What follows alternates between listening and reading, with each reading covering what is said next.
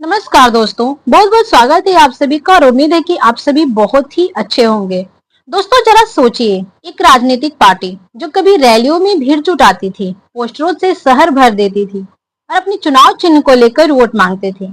आज उसी पार्टी के पास न तो चुनाव चिन्ह बचा है, न पब्लिक फंडिंग और न ही प्रचार का अधिकार।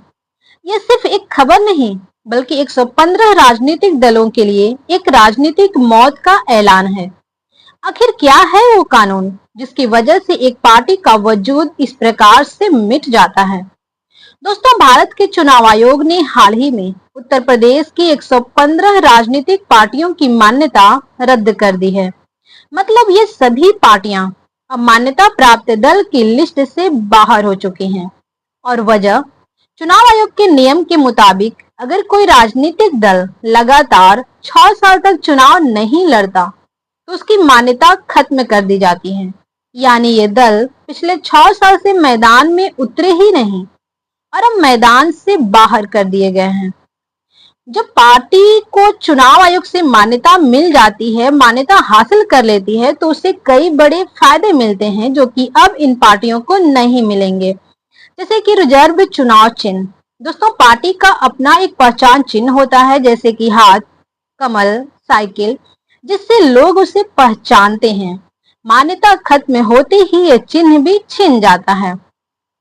मुफ्त चुनाव सामग्री, मतदाता सूची, चुनावी घोषणा पत्र और दूसरी जरूरी चीजें जो अब मुफ्त नहीं मिलेंगी।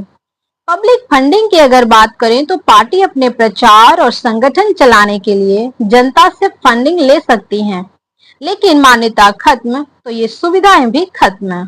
राष्ट्रीय और राज्य स्तर के अधिकार, इनसे पार्टी जो है कई राजनीतिक गतिविधियां और चुनाव लड़ने की प्रक्रिया आसानी से कर पाती हैं, जो कि अब ये पार्टियां नहीं कर पाएंगी।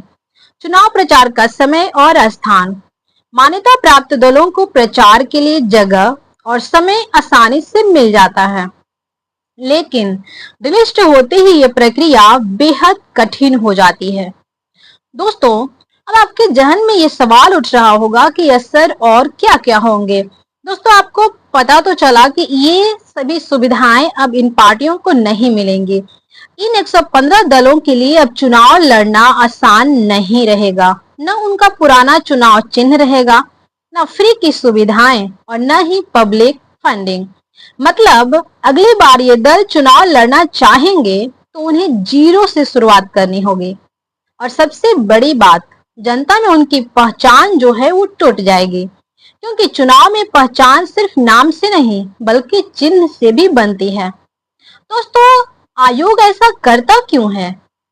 चुनाव आयोग का कहना है कि हमारा काम है चुनाव को फेयर और आसान बनाना। जो पार्टियां 6 साल तक निष्क्रिय रहती हैं, वो सिर्फ कागजों में जगह घेरती हैं, इसलिए उन्हें बाहर करना जरूरी है। इसके लिए आयोग पार्टियों को 30 दिन का वक्त भी देता है दोस्तों। क्यों? क्योंकि अपील करे वो। लेकिन अगर ये कारण साबित नहीं कर पाते हैं तो उनका नाम राजनीतिक इतिहास की किताबों में बंद हो जाता है। अब सबसे बड़ा सवाल ये दोस्तों कि क्या ये सिर्फ 115 दल सिर्फ नियम के शिकार हुए हैं या फिर ये राजनीतिक छोड़ चुके थे? और क्या भारत की राजनीति में इतनी सारी निष्क्रिय पार्टियों की कोई जरूरत है?